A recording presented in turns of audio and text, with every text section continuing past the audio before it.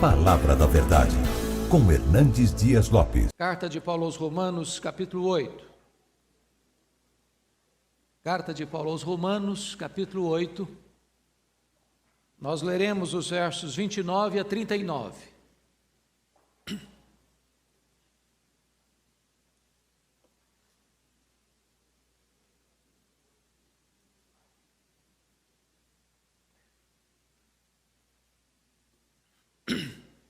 Romanos capítulo 8, versos 29 a 39.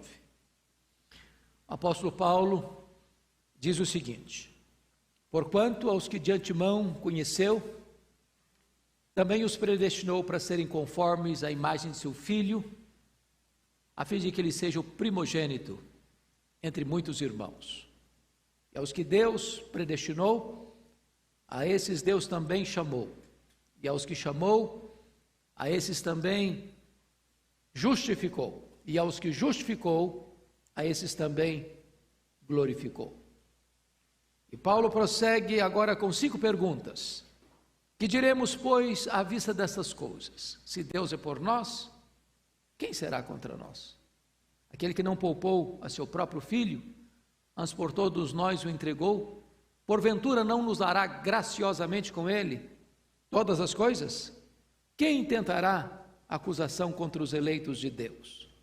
É Deus quem os justifica. Quem os condenará? É Cristo Jesus quem morreu, ou antes quem ressuscitou, o qual está à destra de Deus e também intercede por nós. Quem nos separará do amor de Cristo? Será tribulação, ou angústia, ou perseguição, ou fome, ou nudez, ou perigo, ou espada, como está escrito: por amor de ti somos entregues à morte o dia todo, fomos considerados como ovelhas para o matadouro. Em todas essas coisas, porém, somos mais que vencedores, por meio daquele que nos amou, porque eu estou bem certo de que nem a morte, nem a vida, nem anjos, nem principados, nem coisas do presente, nem do porvir, nem os poderes, nem a altura, nem a profundidade, nem qualquer outra criatura poderá separar-nos do amor de Deus, que está em Cristo Jesus, nosso Senhor. Amém? Pois bem, vocês bem sabem que Paulo escreve esta carta, que é considerado o maior tratado de teologia de toda a Bíblia. Quando ele estava saindo da cidade de Éfeso, fechando a sua terceira viagem missionária, a caminho de Jerusalém. Na verdade, ele ia apenas passar por Jerusalém, porque o seu propósito ao deixar Éfeso era ir para Roma.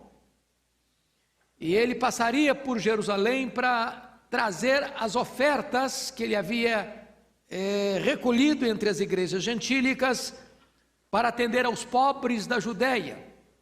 Isso porque Atos 18:2 diz que no período do imperador Cláudio, vocês se lembram que a Bíblia faz referência a César Augusto, foi quando Jesus nasceu, depois a Tibério César, quando Jesus morreu, depois vem Calígula, depois vem Cláudio, depois vem Nero. No período de Cláudio, houve uma grande fome no mundo e os judeus foram expulsos de Roma. E então, ao retornarem para a Judéia, muitas pessoas não tinham terras, não tinham casas, não tinham bens e começaram a passar muita necessidade. E Paulo levanta uma oferta entre as igrejas gentílicas, conforme está em 2 Coríntios 8 e 9, e numa comitiva ele leva esses recursos para a igreja da Judéia. Era plano de Paulo, em seguida, ir para Roma. E de Roma será enviado para a Espanha. Porém, conforme ele mesmo havia percebido pelo Espírito Santo, lá em Atos 20, versículo 24, 23 e 24, o Espírito Santo dava orientação para ele que o que ele enfrentaria para frente era cadeias e tribulações. E de fato ele foi preso em Jerusalém. Chega em Roma, não como gostaria de ter chegado, como missionário, para ser enviado para a Espanha, mas chega preso, algemado. Então é nessa viagem para Jerusalém é que ele escreve essa carta, que é o seu maior tratado teológico. Ele não tinha estado em Roma ainda, era a capital do império. Roma era a cidade mais rica, mais poderosa, mais populosa do mundo, era a capital do império, com mais de 1 milhão de habitantes. Portanto, era muito estratégico que essa igreja fosse uma igreja forte, para que a partir dela o evangelho pudesse alçar voos mais longínquos. Nesta carta, Paulo vai apresentar o evangelho. E ele começa no capítulo 1 mostrando o que é o evangelho. Ele diz: o evangelho é o poder de Deus para a salvação de todo aquele que crê, primeiro do judeu e também do gentio. E ele vai expor o evangelho nesta carta. Primeiro no capítulo 1, mostrando que o homem é pecador e rebelde contra Deus. Depois ele vai mostrar no capítulo 2 que os judeus religiosos não estão numa situação melhor do que os pagãos, ímpios, devassos. Você só pode ter uma noção de que você é uma pessoa razoavelmente boa se você estiver longe de Deus. É impossível você estar na presença de Deus e bater palmas para você mesmo. E Paulo então vai mostrar ainda que mesmo os moralistas, que se julgavam melhores do que os outros, estavam numa situação tão complexa quanto os pagãos. E ele fecha essa questão em Romanos 3,23, dizendo que todos pecaram e destituídos estão da glória de Deus. Em outras palavras, antes de você escutar as boas novas, você precisa escutar as más novas. O evangelho é uma pregação de más novas e de boas novas. Más novas porque você não tem condições de querer ou desejar a salvação, a não ser que você reconheça que está perdido. É o reconhecimento que eu sou pecador, de que eu não posso salvar a mim mesmo, que as minhas obras não são suficientes, que a minha religiosidade não é suficiente, é que abre o caminho para o evangelho.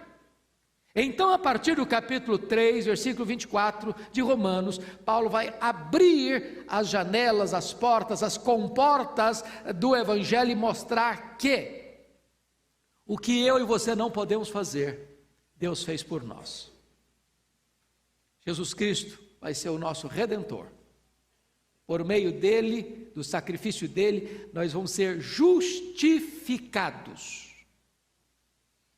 E então, a nossa salvação vai ser garantida. No capítulo 4, Paulo vai ilustrar que essa salvação não é uma coisa nova, inédita, que os que viveram antes de Cristo nunca experimentaram. Ele vai ancorar isso lá em Abraão, que foi justificado pela fé. E no capítulo 5 ele vai mostrar para nós os frutos dessa justificação. São 3 frutos que ele estabelece aí. Em relação ao passado, é paz com Deus. Em relação ao presente, é acesso à graça. Em relação ao futuro, é certeza da glória.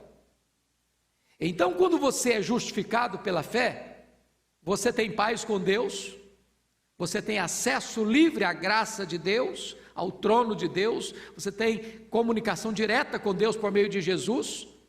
E com respeito ao futuro, você tem certeza da glória. No capítulo 6, Paulo vai mostrar esta nova vida que você tem em Cristo.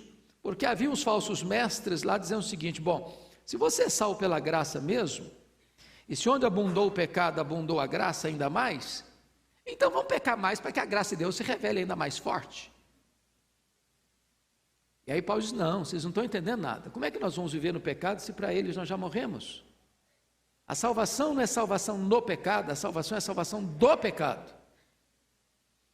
Então no capítulo 7, Paulo vai mostrar o dilema que o homem tem, porque ele diz: o bem que eu quero fazer eu não faço, o mal que eu não quero esse eu pratico, e eu sou um homem desventurado até que a graça de Deus me alcance. Então ele entra no capítulo 8, e alguém já disse que Romanos é a cordilheira do Himalaia de toda a revelação bíblica, e Romanos 8 é o pico do Everest, é o ponto culminante. E no texto que nós escolhemos aqui para ler, Romanos 8, 29 a 39, chama a sua atenção porque Paulo faz 5 declarações e depois ele faz 5 perguntas. O propósito de Paulo aqui é mostrar para nós a segurança dessa salvação. E por que é importante isso? Porque muitas vezes a sua segurança não depende do que você sente. Eu vou dizer isso com toda clareza aqui para você. Às vezes a pessoa creu no Senhor Jesus, mas não tem segurança, não tem certeza de que está salvo. O fato de ele não saber que ele pode ter essa certeza, não significa que ele não tem essa segurança. Essa segurança não é baseada no que sentimos, nem no que fazemos, mas no que Deus fez quando você creu no Senhor Jesus Cristo. Quem crê tem a vida eterna. Não terá, não teve, tem. Aquele que creu no Senhor Jesus está seguro. Ele diz assim: as minhas ovelhas ouvem a minha voz, e elas me atendem e me seguem. Eu dou a elas a vida eterna, e ninguém as arrebatará das minhas mãos. Então, se você creu, você está salvo. Porque se você não tiver essa garantia, essa segurança, você vai viver um crente numa corda bamba. Aí você diz: hoje de manhã eu estou salvo, eu estou andando com Deus, sou salvo. Deu escorregada. Bom, perdi a salvação. Aí você se arrepende, confessa. Bom, agora eu estou salvo de novo. Aí você daqui a pouquinho: oh meu Deus, eu fiz uma coisa que eu não devia, perdi a salvação outra vez. Não, não é assim. Salvação não se perde. Uma vez salvo, salvo para sempre. Não significa isso que então você tem licença para pecar, porque está tudo bem, você está garantido. Não é isso, não. Isso não. Isso não é Bíblia. Isso não é cristianismo. O salvo está seguro, mas o salvo não faz provisão para o pecado. O salvo não vive na prática do pecado. O pecado na vida do salvo é um acidente de percurso e não a prática de vida. Se você creu no Senhor Jesus, o que você deseja é ser santo. O que você deseja é andar na presença dEle. Então, a possibilidade, a realidade da segurança está fundamentada nas 5 declarações, para daqui a pouco nós vermos as implicações disso nas 5 perguntas. Primeira declaração que ele faz, confira comigo, versículo 29. Versículo 29. Porquanto aos que de antemão conheceu, também os predestinou para serem conformes à imagem de seu Filho, a fim de que ele seja o primogênito entre muitos irmãos. Deus conheceu você de antemão, e conhecer aqui não é conhecer de forma cognitiva. Essa palavra é a mesma que aparece também, por exemplo, lá em Gênesis, quando Adão conheceu a Eva, coabitou com Eva. É conhecer no sentido relacional, é conhecer no sentido de amar.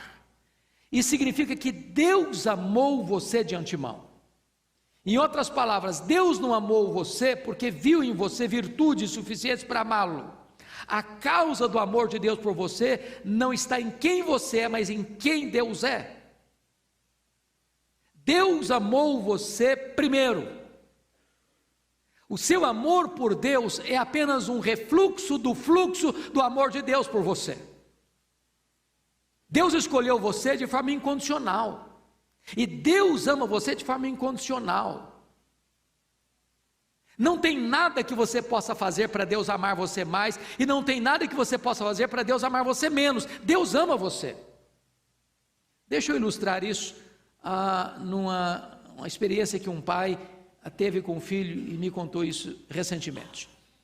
O filho chegou em casa muito constrangido, e o pai percebeu que alguma coisa boa não tinha acontecido. Aí o filho abriu o coração e falou: oh, pai, eu levei bomba na escola, perdi o ano. Escola cara, pai pagando com sacrifício, o menino enrolou meio de campo, ficou reprovado. O pai sentou com o filho e disse: filho, o negócio é o seguinte, o meu amor por você independe de você ter tido sucesso ou fracasso. Eu amo você do mesmo jeito. Se você tivesse sido o primeiro aluno da sala, amaria você. você levou bomba, eu amo você do mesmo jeito. Não é o que você experimentou na vida que é a causa do meu amor por você. Meu amor por você é incondicional. Agora, se você quer me agradar como pai, aí é outra coisa. É outra coisa. Aí você vai ser um bom aluno, aí você vai ser obediente, você vai ser aplicado, você vai ser uma pessoa responsável, você vai ser uma pessoa aí para agradar o meu coração de pai. Agora, eu vou amar você incondicionalmente. Eu quero dizer para você que Deus amou você de antemão. Porque pense comigo, se Deus dependesse de quem eu sou para me amar, eu jamais me amaria. Há poucos dias um pastor disse o seguinte no púlpito: se a minha mulher me conhecesse como Deus me conhece, ela não ficaria casada comigo uma semana.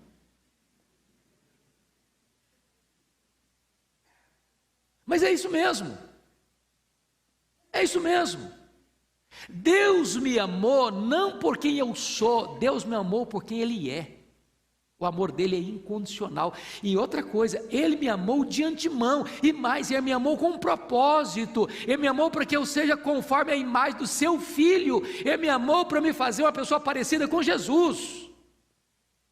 Em outras palavras, Ele me amou não apenas para me levar para o céu, mas para me transformar à imagem do Rei do céu. Essa é a primeira verdade. Então, vou lembrar uma frase dos puritanos: você acha pouco o fato de você ter sido amado por Deus? Você quer mais? O Rei do universo, o Criador do universo, o sustentador da vida, ama você. Ainda que ninguém te ama, Deus ama. Isso é tudo. Segunda declaração. Olha comigo, versículo 30. E aos que Deus predestinou, a esses Deus também te amou. Então a segunda verdade é que Deus predestinou você. O que significa isso? Significa que no que tange a salvação, a sua salvação não começou com você, começou com Deus. Não começou no tempo, começou na eternidade. Não começou na terra, começou no céu. Não é você que escolhe Deus, é Deus quem escolhe você. Jesus Cristo disse isso em João 15,16: não fostes vós que escolhestes a mim, pelo contrário, eu vos escolhi a vós outros. E como é que Deus nos escolheu? Primeiro, Deus nos escolheu antes da fundação do mundo. Portanto, antes de criar o universo, Deus já tinha amado você e escolhido você para a salvação. Segundo, essa escolha não só é eterna, essa escolha é em Cristo. Deus escolheu em Cristo. Em outras palavras, ninguém pode se sentir uma pessoa eleita de Deus, escolhida para a salvação. Bom, Deus me escolheu, mas Jesus eu não quero, crer nele eu não quero, me arrepender dos meus pecados e confiar nele eu não quero. Bom, não é impossível, porque a eleição para a salvação passa por Jesus, passa pela cruz, passa pela obra que ele realizou na cruz do Calvário. Terceiro, Deus nos escolheu em Cristo mediante a fé na verdade e santificação do Espírito. Quando eu sou eleito de Deus, é quando eu creio. Como é que eu provo que eu sou eleito? É quando eu creio, quando eu sou santificado pelo Espírito Santo. Quarto, Deus nos escolheu para sermos santos e irrepreensíveis. Em outras palavras, como é que eu posso ter convicção de que eu sou uma pessoa eleita? É se eu busco santificação para a minha vida, porque sem santificação ninguém verá o Senhor. Então preste bem atenção a alguns equívocos. Primeiro equívoco, as pessoas pensam assim: bom, Deus me predestinou, porque Deus lá na eternidade, usando o texto equivocadamente de 1 João 1, 2 e 3, previu que eu ia crer. Porque Deus sabia que eu ia crer, com base nesta fé, Ele me escolheu. É assim? Não, não é assim. A fé não é a causa da eleição de Deus, da predestinação. A fé é a consequência da eleição de Deus. Por exemplo, Atos 13:48 está assim escrito: todos os que foram destinados para a vida eterna creram. Não está escrito assim: todos os que creram foram destinados para a vida eterna. Está escrito: todos os que foram destinados para a vida eterna creram. Em outras palavras, a fé não é a causa da eleição, a fé é o resultado da eleição. Segundo, Algumas pessoas dizem assim: bom, Deus me predestinou para a salvação porque Ele previu que eu ia praticar boas obras. Não, as boas obras não são a causa, as boas obras são a consequência. Nós somos feitura dele, criados em Cristo Jesus para as boas obras, diz Efésios 2:10. Outros dizem: bom, Deus me predestinou para a salvação porque Ele previu que eu ia ser santo. Não, não é assim. A Bíblia diz que Deus nos predestinou para sermos santos, de tal maneira que a santificação ou a santidade não é a causa da eleição, da predestinação. A santidade é o resultado da eleição. Então, salvação, a predestinação é obra de Deus, foi Ele que escolheu. Terceira declaração de Paulo que nos dá segurança, olha aí o que está escrito, versículo 30, aos que Deus predestinou, a esse Deus também o quê? Chamou. Vamos entender isso aqui.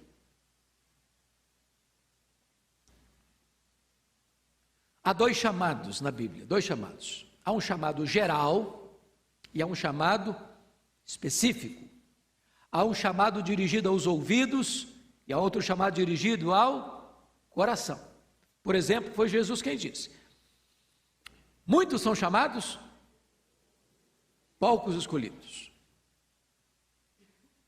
Jesus Cristo disse: olha, eu tenho ainda outras ovelhas que estão aqui nesse aprisco. Está dizendo o seguinte: Deus tem eleitos, Deus tem muito povo ainda, que ao ouvirem a voz do pastor vão atender. Então, você acha que tem gente escolhida por Deus em São Paulo? Deus disse para Paulo lá em Corinto: fale e não te cales, porque eu tenho muito povo nessa cidade. Tem muita gente que pensa: se tem esse negócio de predestinação existe isso mesmo, para que eu vou pregar? Mas é por isso que eu preciso pregar mesmo. A predestinação não tira o ímpeto evangelístico, ao contrário, dá a ele garantia de segurança. É porque Deus tem muito povo na cidade, é que eu preciso pregar. É porque Ele tem outras ovelhas que ainda não estão no aprisco, é que eu preciso alçar a voz do Evangelho, porque aqueles que são ovelhas, quando ouvem a voz do pastor, esses atendem a voz do pastor. O Espírito Santo vai lá, tira a venda dos olhos, vai lá, tira o tampão dos ouvidos, vai lá, tira o coração de pedra e dá um coração de carne. Louvado seja Deus! Deus chama e chama eficazmente. Chama a que hora? Chama na rua. Em que lugar? Chama na rua, chama na igreja, chama no campo de futebol, chama no bar da esquina, chama na boate, chama até lá no carnaval. Chama! Ô irmãos, é uma coisa maravilhosa. Eu tive uma experiência há alguns anos que marcou muito a minha vida. Eu resolvi com a igreja lá em Vitória que naquele ano eu não ia fazer retiro, eu ia para o carnaval evangelizar. Preparei 60 jovens, botamos uniforme, montamos uma barraca lá no corredor do carnaval, e folheto, água gelada e evangelização. E eu tive a experiência marcante, muita gente, 30% das pessoas que pulam carnaval são desviadas de igreja, 30%. E ali, às vezes, um camarada pulando carnaval, bebendo cachaça, nunca vai ouvir o Evangelho, pois o Evangelho é o poder de Deus, até para alcançar um drogado, até para alcançar um bêbado, até para alcançar um camarada que está lá como um fulião. Você chega e fala de Jesus para o camarada, confrontam com o poder do Evangelho, daqui a pouquinho o coração se dobra, as lágrimas vêm, a garrafa de cachaça é entornada, e o cara volta para casa chorando, confessando os seus pecados, e acertando a sua vida com Deus. Ninguém pode resistir à voz poderosa de Deus. Eu já contei aqui para a igreja uma experiência, eu vou repetir, tem muita gente nova aqui hoje.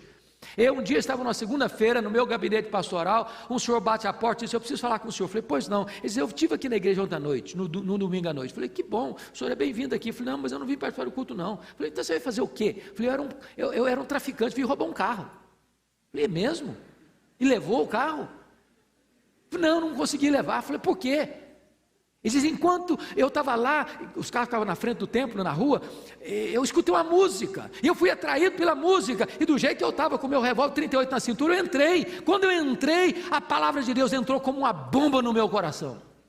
Eu reconheci meu pecado, e eu me entreguei a Jesus, e eu saí correndo para casa chorando, e minha mulher me perguntou: o que aconteceu com você, cara? Alguém te machucou, te bateu, te feriu? Não, mulher, eu ouvi o Evangelho, Jesus me salvou, Jesus me perdoou, eu sou uma nova criatura, Deus mudou a minha vida. Eu acompanho esse homem até hoje. Jesus mudou a vida dele. Deus chama, e chama eficazmente. Louvado seja Deus, porque um dia você e eu ouvimos essa voz, ou lendo um texto da Bíblia, ou pegando um folheto sujo no chão, ou ligando um programa de rádio, televisão, ou um livro, uma leitura da Bíblia, uma pregação, ou um hino que você estava escutando. Jesus entrou na sua vida, porque um dia você ouviu essa voz. Terceira declaração de Paulo: aos que Deus predestinou, a esse Deus também o quê? Aos que Deus predestinou, esse Deus também chamou. Aos que Deus chamou, Deus fez mais o quê? Justificou. Aqui está o coração da Bíblia.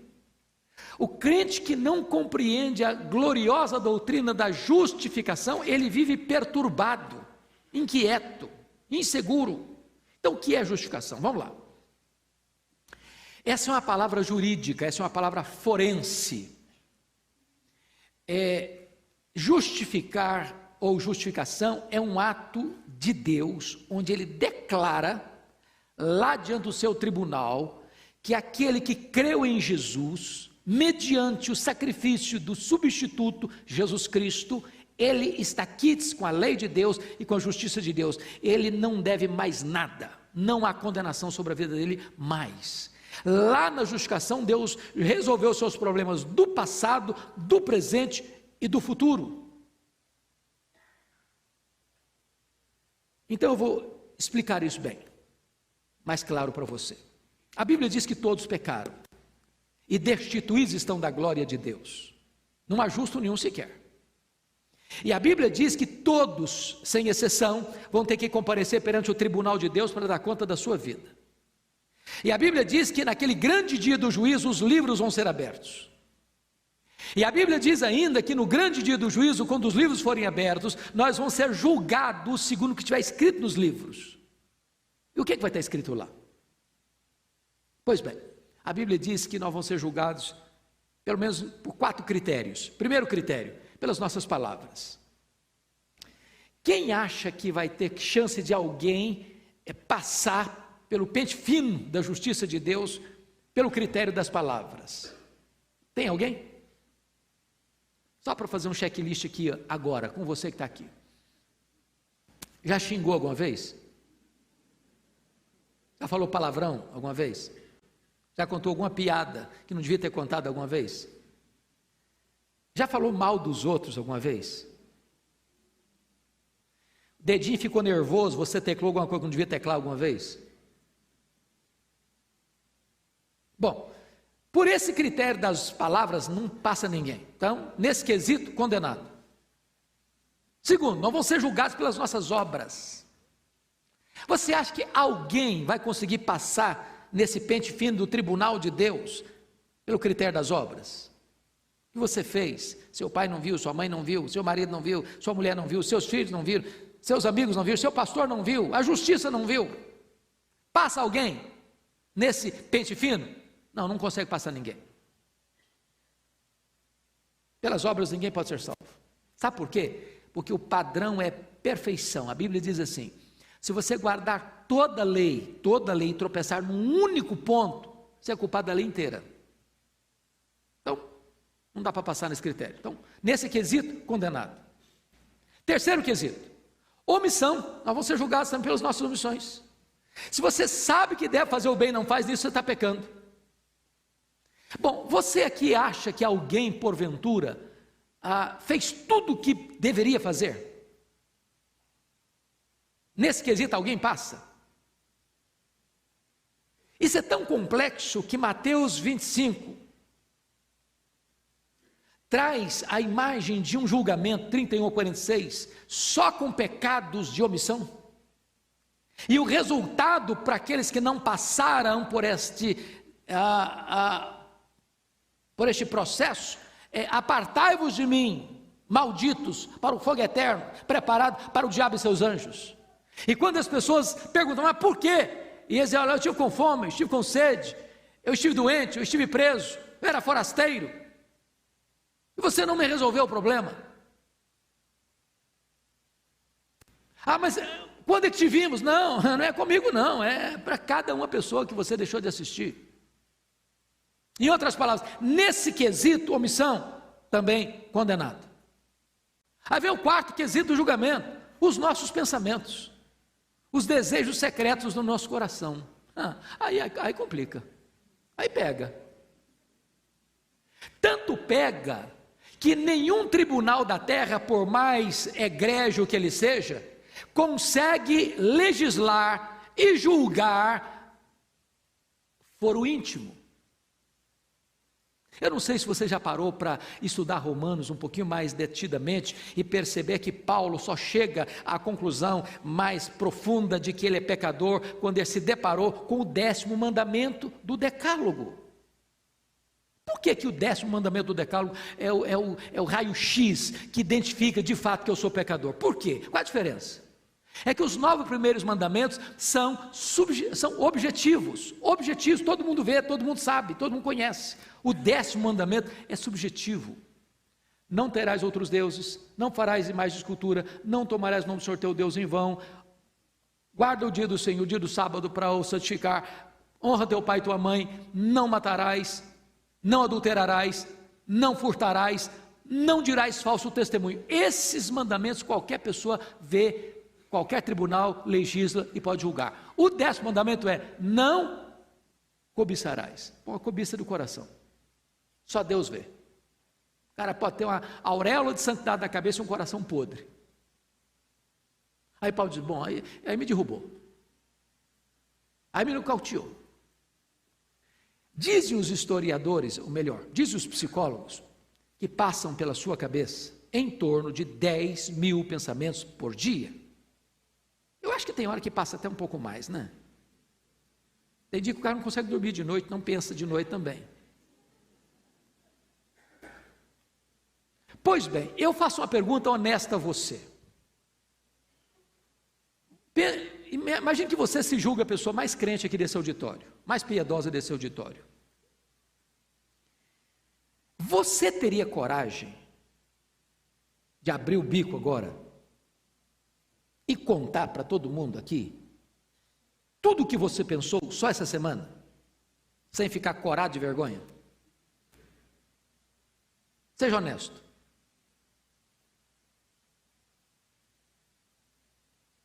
E se Deus resolvesse botar no telão aqui o que eu pensei só essa semana? Bom, é complicado, não?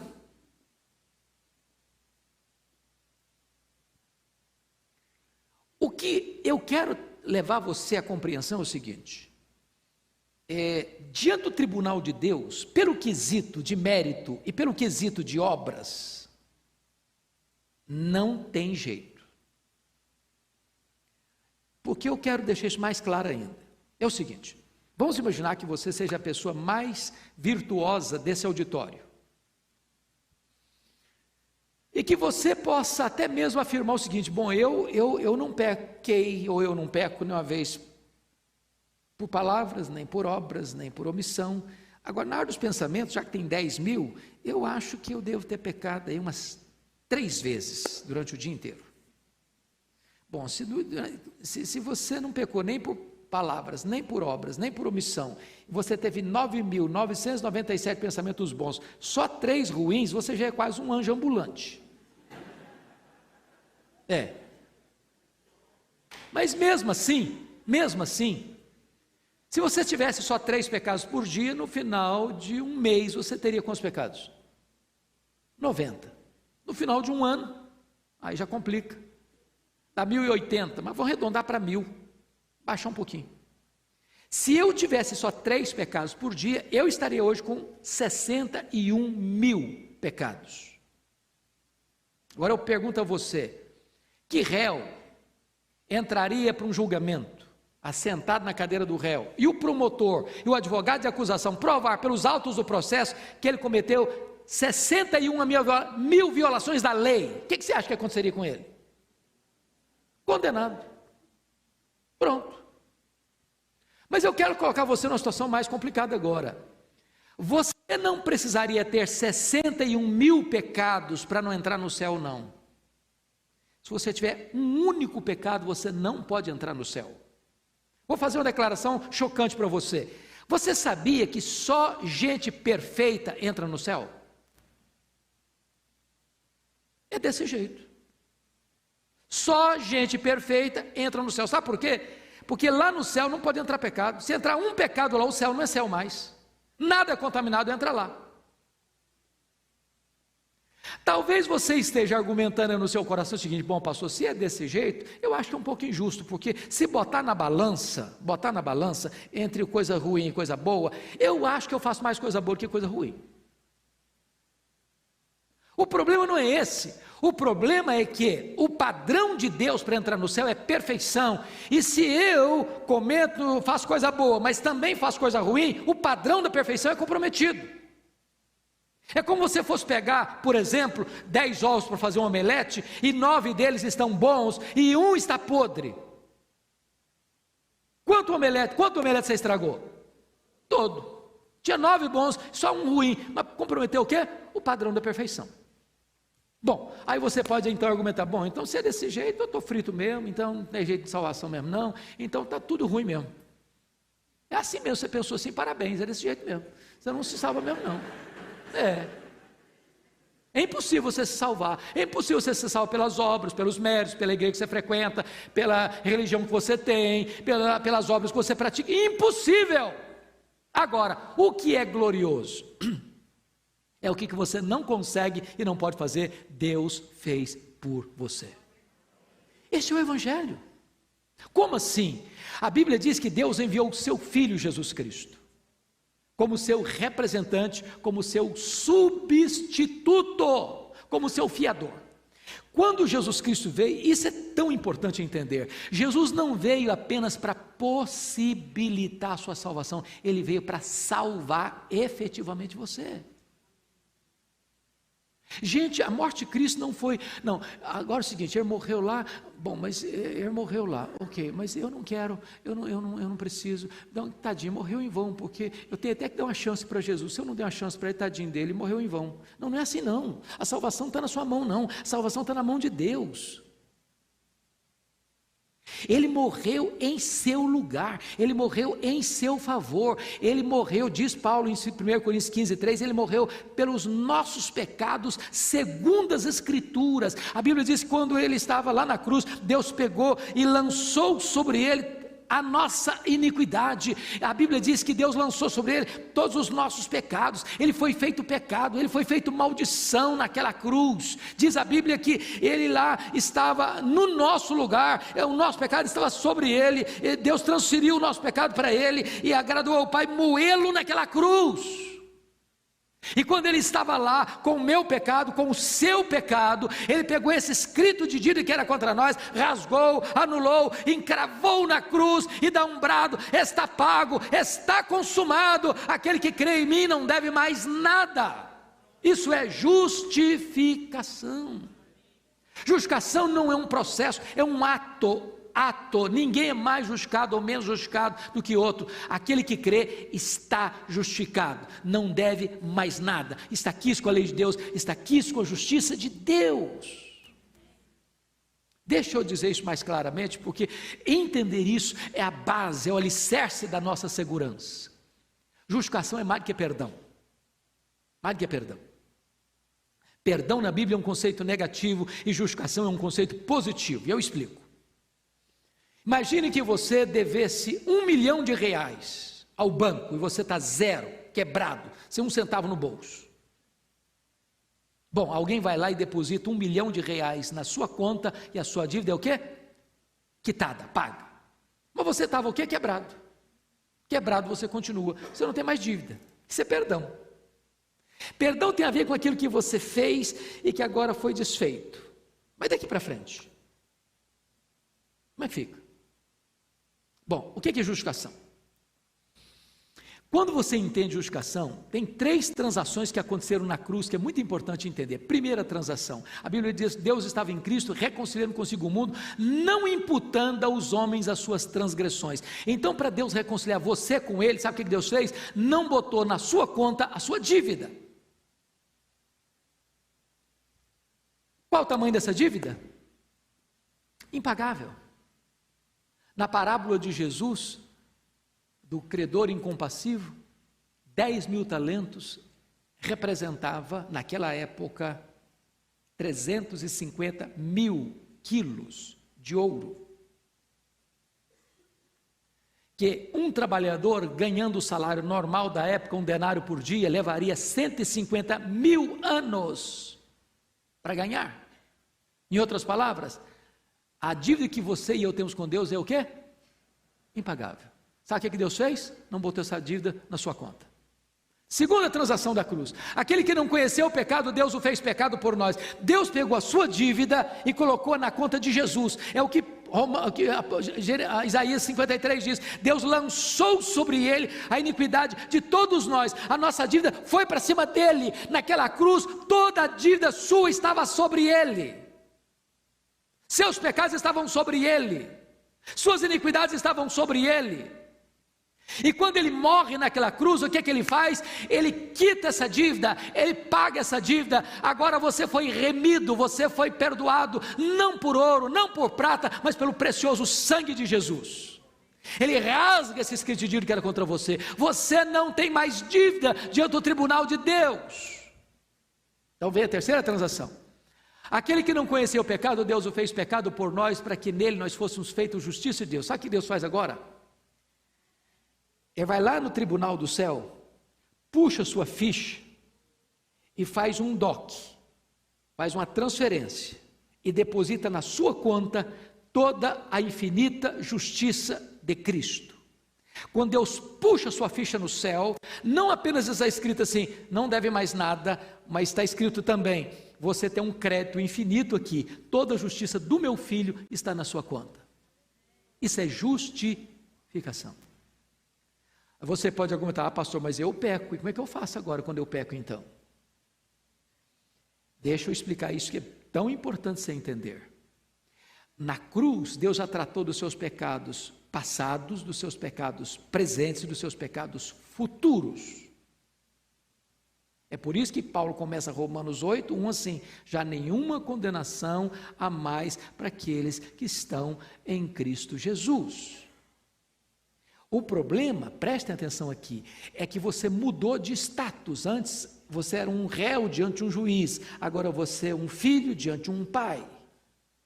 Eu pergunto a você, quando seu filho erra com você, você diz que ele não é seu filho mais? Não, você não faz isso, não é verdade? Se nós que somos maus, sabendo dar boas dádivas aos nossos filhos, quanto mais o Pai Celeste. Deus é um Pai melhor do que nós conseguimos ser. Então quando eu erro, quando eu peco, quando eu faço alguma coisa, ou penso alguma coisa, ou falo alguma coisa, ou deixo de fazer alguma coisa que não agradou o coração de Deus, eu reconheço que eu pequei. Sabe o que acontece? 1 João 1,9, está escrito lá: se confessarmos os nossos pecados, Ele é fiel e justo para nos perdoar os pecados e nos purificar de toda injustiça. Agora você devia fazer outra pergunta: eu não estou entendendo esse texto, sabe por quê? Por que Deus é fiel e justo para perdoar? O justo não perdoa. Se fosse pela lógica humana, deveria estar assim: Deus é fiel e o quê? Misericordioso. Mas não está escrito isso lá. Deus é fiel e justo. Eu vou ilustrar. Imagine que alguém chegue aqui nesse auditório e entre com a arma na mão e tira a vida de um de nós aqui diante de todo mundo. Ali fora a polícia bota a mão nele, vai para a cadeia, vai para o julgamento, 7-0 no tribunal popular, e ele leva 50 anos de cadeia. O juiz pode dizer para ele assim: olha, em nome da lei e em nome da justiça brasileira, você pode ir para casa. Não tem problema nenhum contra você mais. O juiz pode fazer isso em nome da lei, em nome da justiça? Não. Qual o papel do juiz? Fazer cumprir a lei, exercer a justiça. Mas se o justo não perdoa, por que está escrito isso aí? Ele é fiel e justo para perdoar. Sabe o que acontece? A palavra confessar no grego é homologel, que significa, vem a palavra homologar.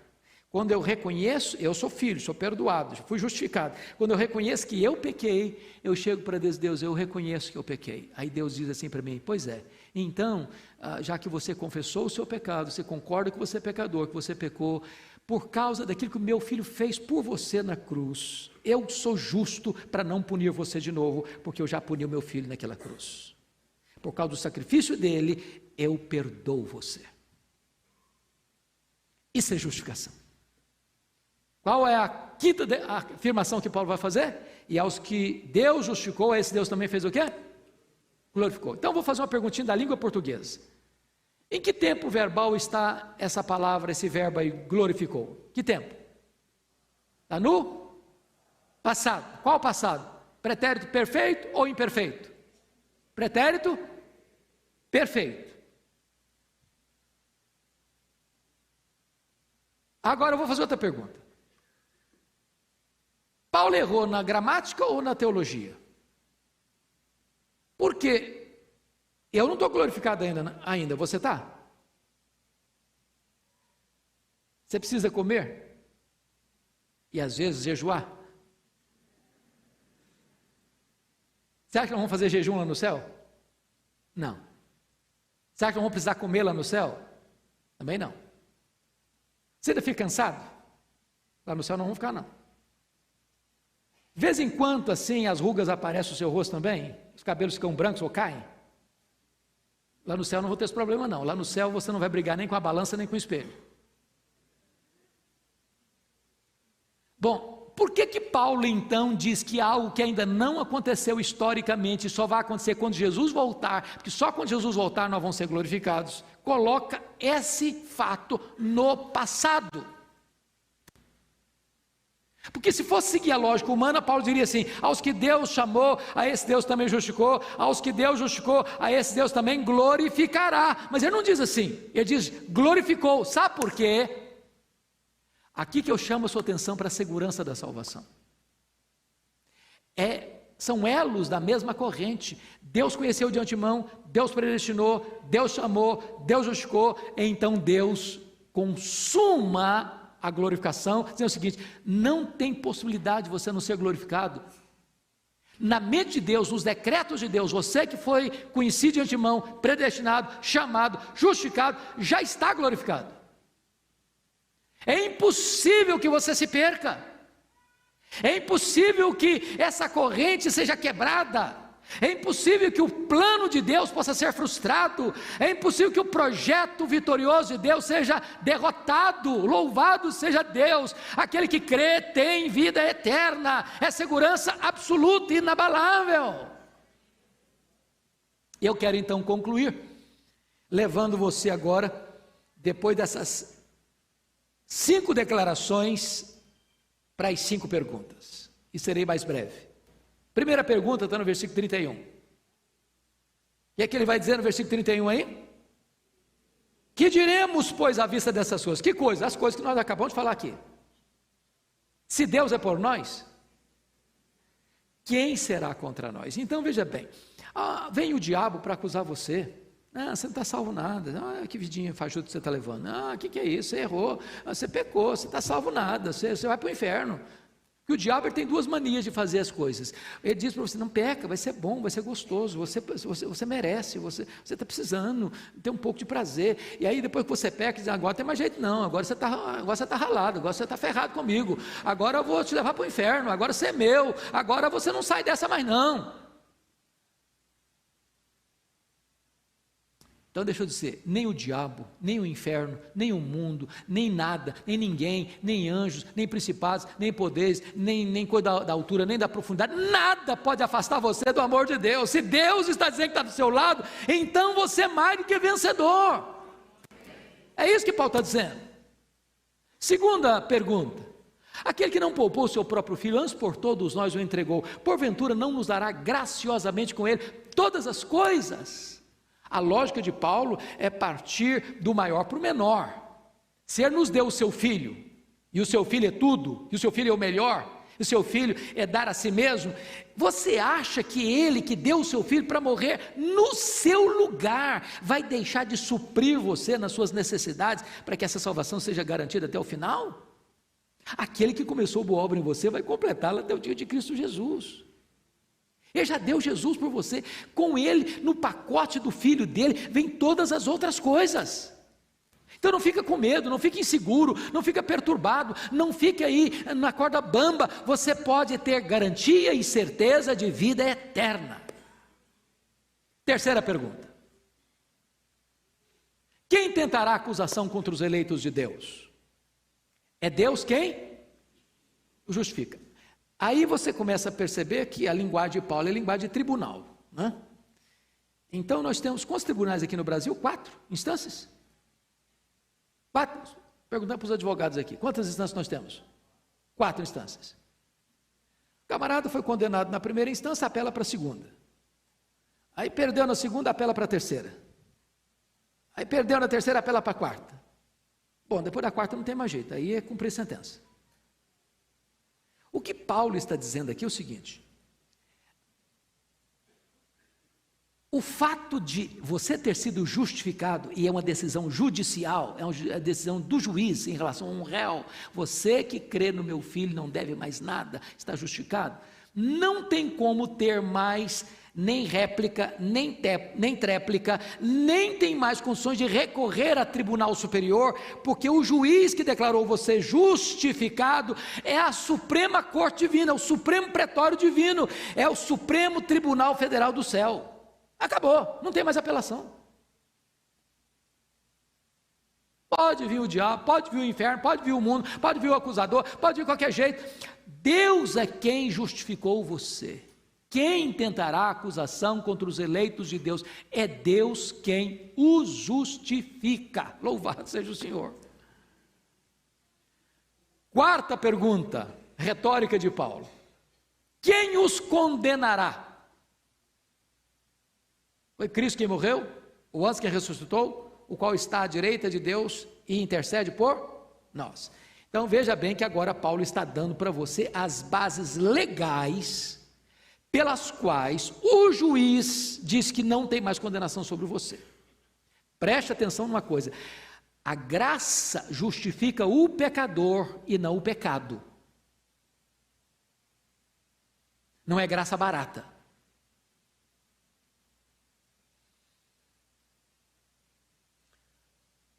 O que Paulo está dizendo aqui é que quando o juiz, supremo juiz, Deus, declarou o seguinte: quem tentará acusação contra os eleitos de Deus? É Deus que os justifica.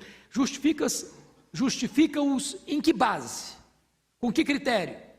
Por quê? E aí Paulo vai responder essa pergunta nessa quarta pergunta retórica. Primeiro, foi Cristo quem morreu. Quando diz que Cristo quem morreu, ele não morreu apenas como um mártir, ele não morreu apenas por si mesmo, ele morreu pelos nossos pecados. E a morte dele foi uma morte substitutiva, nós chamamos isso de morte vicária. Então, quando ele morreu não por nós, ele não morreu apenas, melhor dizendo, ele não morreu apenas para possibilitar que um dia, porventura, talvez, se eu quiser, se eu não quiser também, não, ele morreu pelos meus pecados, ele morreu no meu lugar, ele morreu a minha morte, ele levou sobre si a minha transgressão, ele morreu como se eu estivesse lá naquela cruz, morrendo. Aliás, nós estávamos lá, não na cruz da direita, não na cruz da esquerda, mas na cruz do centro. Eu estava lá, ele morreu pelos meus pecados, eu fui crucificado com ele. Mas agora Paulo diz, ele não só morreu, ele ressuscitou. Por que ele está dizendo isso? Porque se ele tivesse morrido e não tivesse ressuscitado, ele seria um fracasso, ele seria derrotado, ele não poderia salvar nem a ele mesmo, quanto mais a você e a mim. Mas ele não apenas morreu pelos nossos pecados, ele está à direita de Deus e intercede por nós. O que significa isso? Significa o seguinte: que o Senhor Jesus Cristo não só nos resgatou, nos justificou, mas agora, nessa jornada entre o novo nascimento e a glorificação, quando você e eu ainda continuamos nesse mundo caído, e ainda temos um corpo de fraqueza, e ainda estamos susceptíveis a pecar, Ele vai nos assistir como nosso grande sumo sacerdote, como nosso advogado justo. É por isso que João diz na primeira carta, capítulo 2:1, filhinhos, estas coisas eu vos escrevo para que não pequeis. Se todavia alguém pecar, temos advogado junto ao Pai, Jesus Cristo, o justo, e Ele é a propiciação pelos nossos pecados. É isso que entra João 1,9, 1 João 9. Quando você errar, quando você pecar, quando você fizer alguma coisa que Deus se entristeceu e você percebeu, não estou legal, eu cometi esse erro, eu cometi esse pecado, você chega para ele e diz, Senhor, eu pequei, e Deus olha para o seu filho e diz, pois nem, meu filho, você pecou, você reconhece que você pecou, então por aquilo que o meu filho fez lá na cruz por você, eu perdoo você, vamos pegar de novo, vamos começar outra vez, sem base legal. O seu substituto morreu por você. É por isso que é tão bonito você perceber isso. A quem Deus justifica? Deus justifica o justo ou o injusto? Hã? Deus justifica o injusto. Mas você pode dizer, bom, mas não é justo que o justo justifique o injusto.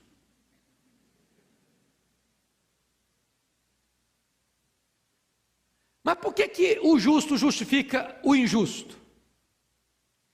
O justo justifica o injusto por causa da justiça do justo imputada a você que é injusto. Em outras palavras, porque Jesus, que não tinha pecado, se fez pecado, o meu pecado estava nele, ele morreu pelo meu pecado, então ele era meu substituto, então Deus diz o seguinte, eu estou punindo no meu filho o seu pecado, para não puni-lo em você. E a última pergunta, então, já é uma pergunta mais existencial, quem nos separará do amor de Deus? Será tribulação, ou tristeza, ou angústia? Ou fome, ou perigo, ou espada? E Paulo não foi tão exaustivo, ele poderia dizer, que mais poderá nos separar do amor de Deus? É enchente?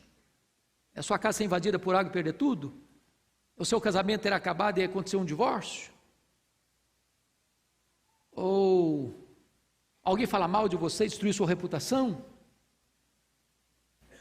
Qualquer outra coisa. E ele está dizendo, nada. Não tem nada que possa separar você do amor de Deus. E ele diz, nem a morte, nem a vida, nem anjos, nem principados, nem poderes, nem altura, nem profundidade, nem qualquer outra criatura poderá nos separar do amor de Deus que está em Cristo Jesus, nosso Senhor.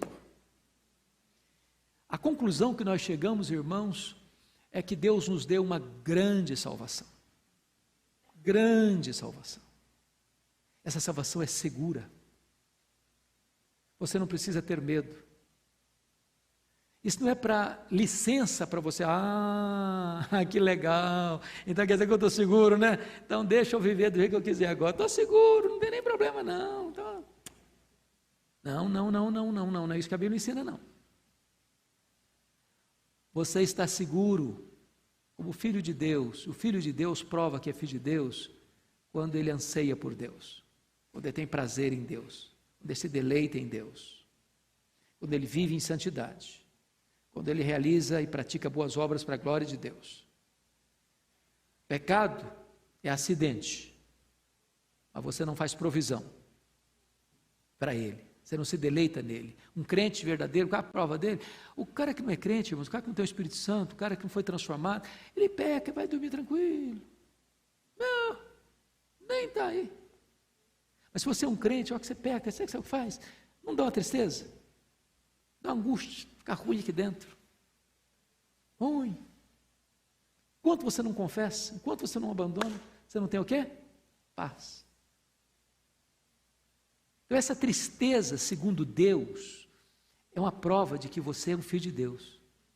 Você é uma pessoa de Deus.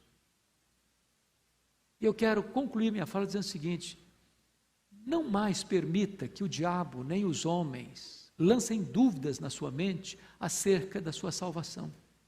Se você creu no Senhor Jesus, você está salvo. Você está seguro nas mãos daquele que é o Todo-Poderoso Deus. Agora, se você hoje está aqui e ainda não tinha rendido a sua vida a Jesus, hoje é esse dia, você entregar o seu coração para Ele.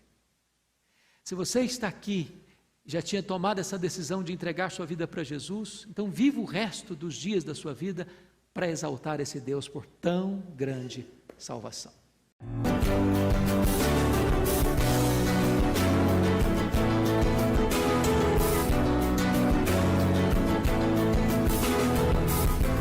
Palavra da Verdade, com Hernandes Dias Lopes.